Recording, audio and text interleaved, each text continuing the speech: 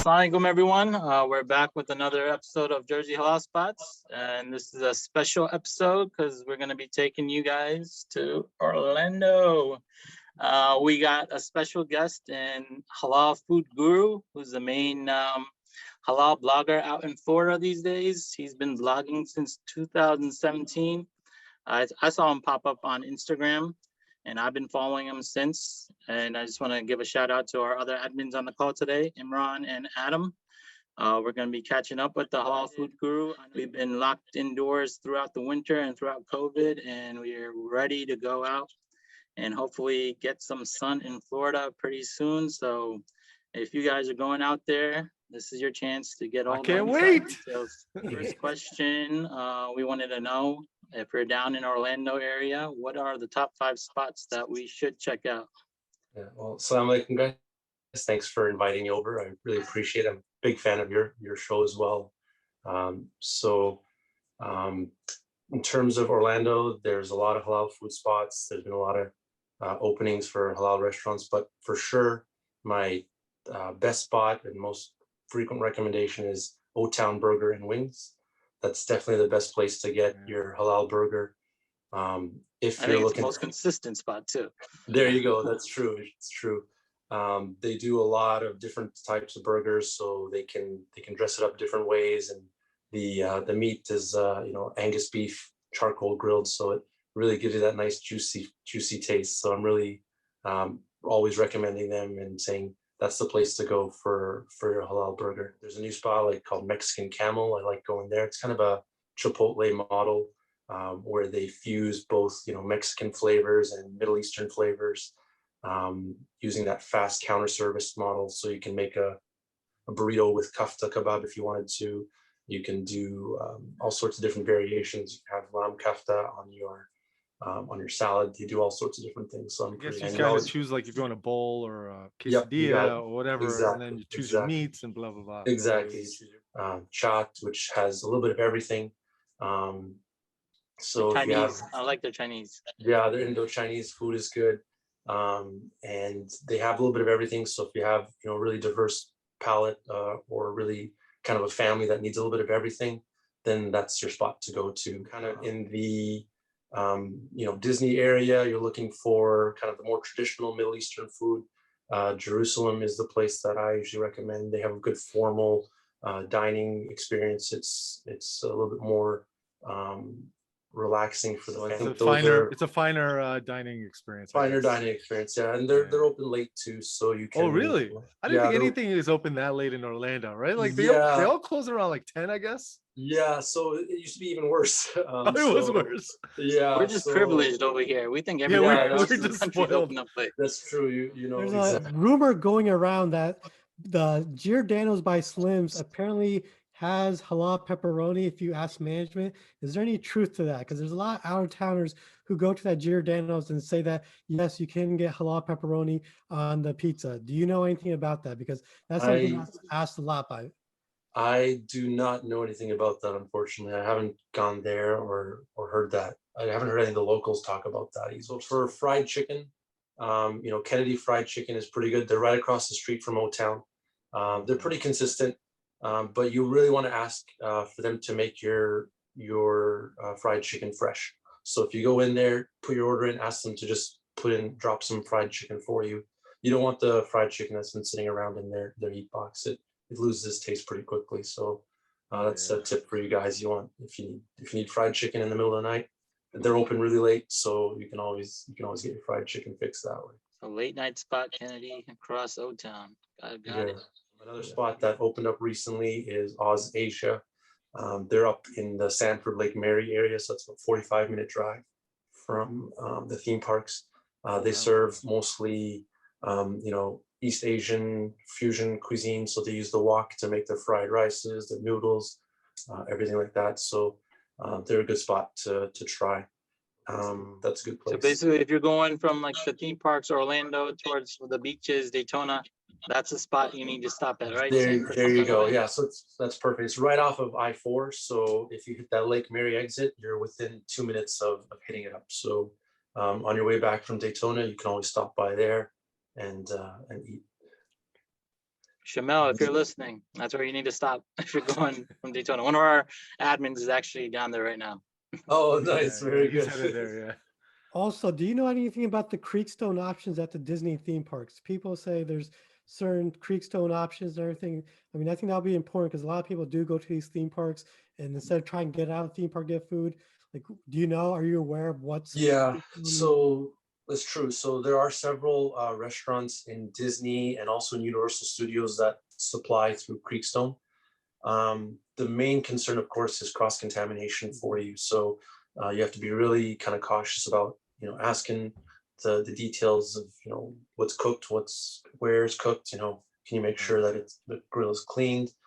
There are some other halal restaurants in Disney that can pre-order some halal meats for you that are not Creekstone, but are from local halal markets in the area. But you kind of have to give them a little bit of advance notice, a day or two. Yeah, you got to make reservations online. I think you put your preference for halal. Yeah, you got it. So yeah, you I make remember Dino. What is that? Yep, Dino downtown? Cafe. Yep, Dino yep, Cafe. you We got made it. a reservation. You have to tell them halal. Yeah, you have to tell them. How ahead of was time. it? Is any It of was this good. good? It was good. It was good. Yeah. Yeah. You at least you get the experience and you get to eat halal at the same time. Yeah, right? exactly. That's It's the nice key to thing. you get the experience of kind of the dinosaurs around you and Yep. kind of the atmosphere. Yeah. But, So you got to book that ahead of time for sure. Yeah, you definitely have to book that ahead of time and kind of make sure you do your research and ask your questions because the staff isn't always familiar. I wanted to touch base on some of the restaurants that us outer staters are used to when we go down there that may not be around anymore.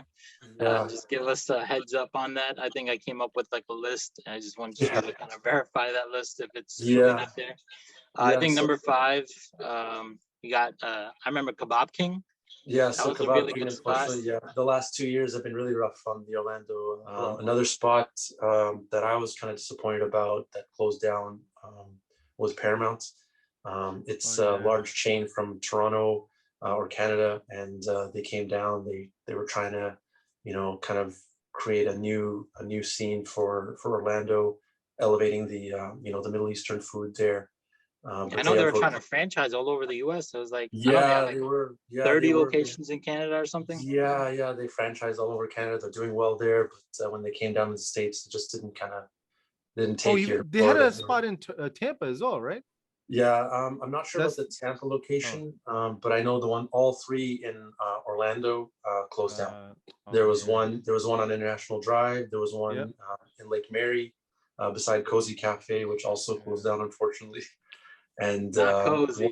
That burger at Cozy was amazing. Yeah, they really did a good job presenting the food and making it very entertaining to eat there. Just like that drink they used to have, the Paradise something. What was it? The colorful drink. The colorful one. Yeah. Adam's favorite spot.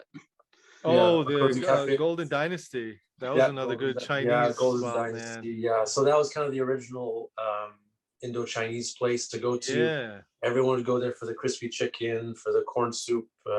That was the go-to place. They were open at midnight. That's right. That was another thing. They were open late. You go to Gatorland, you make a stop right there. There you go. And we got one more. Imran's favorite delivery spot to iDrive, Melted. Yeah. Oh yeah. Yeah, Melted was a really good spot. It was kind of a Subway model where they had all the fresh ingredients, all the deli meats, all halal. It was really a really popular spot, especially in my family. Mrs. Halal Food Guru really enjoyed going there and getting the sandwiches. But unfortunately, I think the owner kind of got preoccupied with other things, or the dinner service wasn't picking up because it was an office area away from the theme parks, so there wasn't a lot of foot traffic. I thought you didn't ask about what is that, barbecue tonight? Oh yeah, nice fusion spot, barbecue tonight. Butter chicken loaded fries. You introduced me to that, man. It's so obvious. So it should have been thought of sooner, huh? Yo, that was a great combo. I think it's like America's answer to the poutine. Couple of pizza spots, but I don't think it can compare to like the New York style pizza. I think Friendly's is good. Friendly's, I feel like, is New York style pizza, and it hits. Yeah, I agree. Yeah, I definitely agree. Friendly's is a good spot to go to for that craving for pizza. I think that's probably the best pizza place in in Orlando, but again, it's up north, away from the theme park. So you have to be ready to do a good 45-minute drive if you're in the theme park area. How about Tampa? Any popular spots in Tampa we should check out? Yeah, so Tampa is also a pretty large city. They got a lot of Muslim population. Again, most of the places are focused kind of in the northeastern quadrant. Temple Terrace is your best bet for halal food there. Is that like the downtown area? No, it's away from the downtown. Oh, it is away from. Yeah, so it's about 20 minutes, 30 minutes drive from the downtown core. But that's where you find your highest concentration of halal spots. For me, there's a place it's near Busch Gardens, so that's kind of the area that it's in around. So for me, Four Brothers, it's again a fast food, Middle Eastern, American classic joint. They offer burgers, they offer Middle Eastern dishes, kebabs, kaftas, but they've also kind of thrown in the pastas with the halal chicken. So we don't get a lot of that here in Central Florida. So it's something nice. It's kind of a little bit of different pace over there. So Four Brothers is one spot I like to go to, but they just opened up a new location right beside Busch Gardens.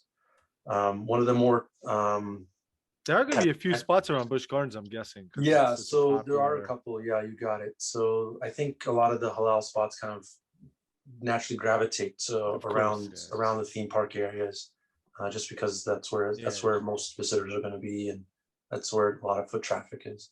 One more spot that we want to know about in Florida would be South Florida, Fort Lauderdale, Miami area. Any recommendations?